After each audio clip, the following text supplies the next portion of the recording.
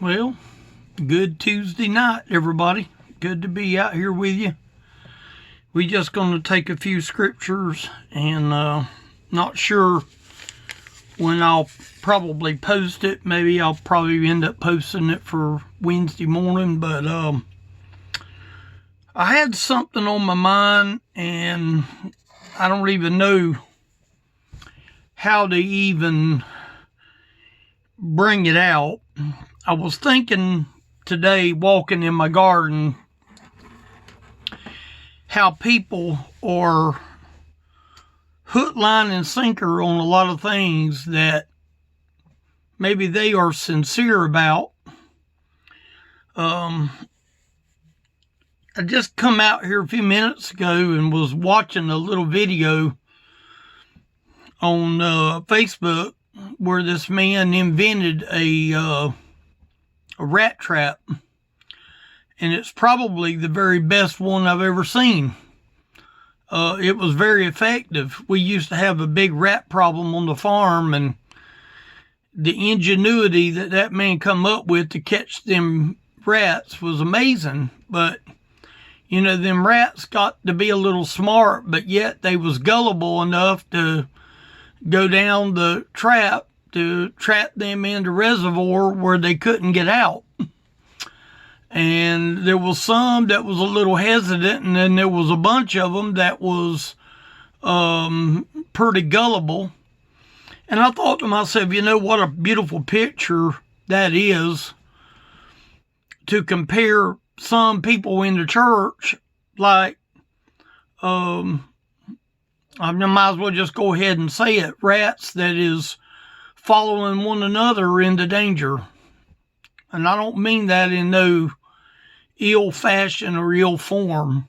I was reading earlier, and I was reading in Acts chapter 2. And without reading a lot of it, and I don't want to read a lot of it, but in verse number 6, if you want to go back and read the context of it, you can go back and read the context.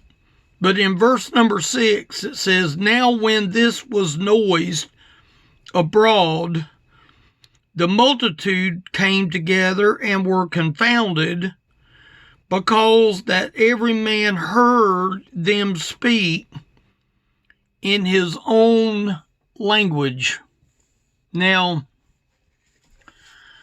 the miracle in the Bible was not the speaking of the tongue. It was the ability to be able to hear in their own language. Now, let me explain what I'm saying. If I knew someone that spoke Spanish and I heard them speak in Spanish, the miracle that me understanding their Spanish was the miracle. The speaking of the tongue was not the miracle. It was understanding of what was spoken. And in verse number 8, it says, "And how hear we every man in our own tongue wherein we were born."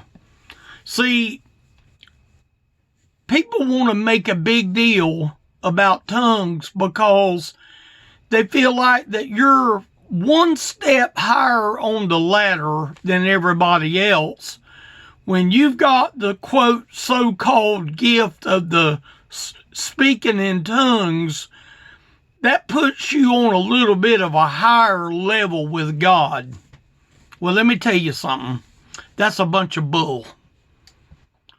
You know, what puts you on a higher level of God is when you get so close to God that you just shake your head in awesome wonder that salvation was even given to you in the first place.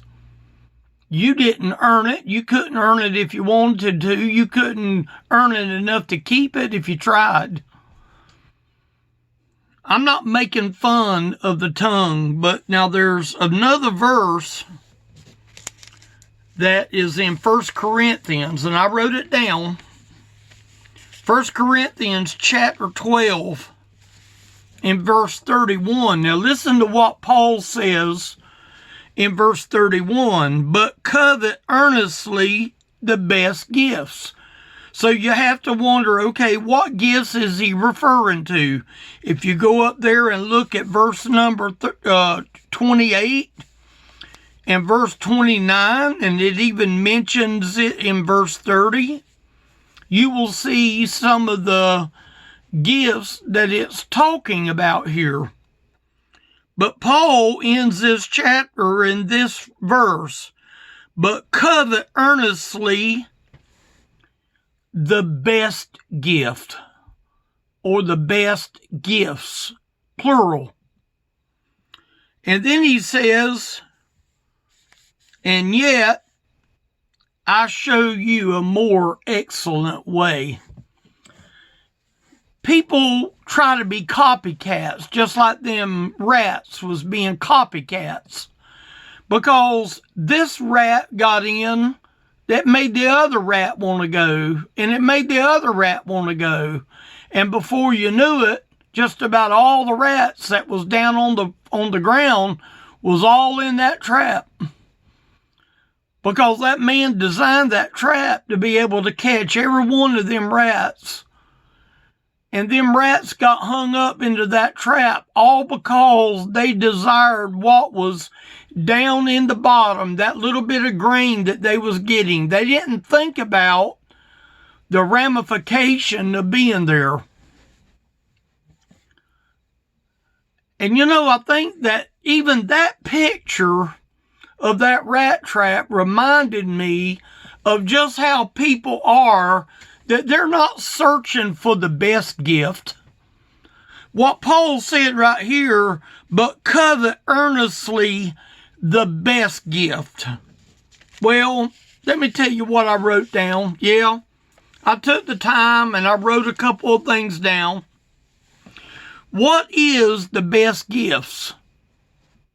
Well, here's the ones that I thought of. Now, you might not think this is a gift, but you got to remember, I'm the one that's doing the video, so I had to come up with what I think is a gift that only God gives. I think God gives the gift of relationship. I think he wants me to take advantage of relationship with him. I could give my body to be burned. I can bestow all my goods to feed the poor. I can speak in every known language of tongue, just like the Bible talked about here where we just read. But I think a real relationship, a lot to me now, is a gift of God. He says here in this verse, but covet earnestly the best gifts. See, people want to speak in tongues, but they don't want to interpret in what they said. It would be like me listening to someone that is speaking Spanish, and I'm able to comprehend what that Spanish person is saying. These people were speaking in their own language. They wasn't speaking some mumbo jumbo. They wasn't doing that. I'm not trying to be super spiritual. I'm just saying exactly how it is, because to me, when you disregard the best gift, what are you doing? You're disregarding the better gift. Here's another gift that I believe that pleases the Lord, a pleasing testimony. I believe a testimony is a gift from God that is a pleasing testimony of God. I'm glad that God gives pleasing testimonies. Should I brag about a testimony? A testimony is a picture of who you are. That's a testimony. I love the gift of being a true witness for God. A true witness. How many people do you know that is in the movement of doing these very verses that we're talking about, but they have zero idea of what it means to be a true witness? A true witness, it's not about the tongues in a true witness. A true witness is concern for fellow man, not just religion, relationship with religion. See, religion itself is empty. Anything that we do ourselves is just simply empty before God. I could be out here doing my message tonight right now, and it could prove to be empty. I don't think it will. I don't think it will. You know what else I believe that Paul was talking about? This covet earnestly the best gift is having a clear vision. You know, I have to have a vision to be able to read these verses to you. Now, I could have made this into a 35-minute message and been out here and bored all of y'all. But you know what? I only used 3 verses. And I'm honing in on this one verse, but covet earnestly the best gifts. I got to have clear vision to read the Bible. I got to have a good vision. You know what else I got to have? What I think pleases God the most? Souls for the kingdom. Souls for the kingdom. How many people's going to worry about going and speaking a bunch of words that nobody understands, and you leave out souls for the kingdom? Their witness is silence. Their witness is dormant. Their witness is just like a drink that's got a cap on the bottle. But yet their witness is dormant.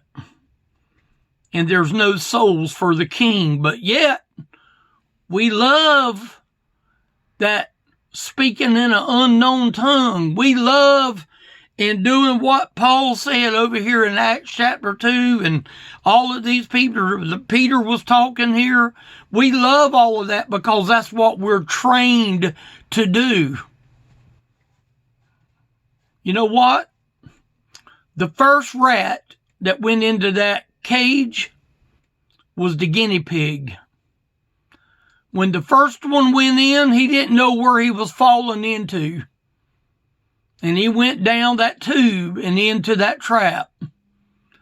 But you know what? That guinea pig allowed all them others to follow him because he's down there eating food. And all these others are jealous. So what do? They end up following. And the longer that he's down at the bottom eating, the more the others are getting excited and they want to eat too. What are you earnestly seeking?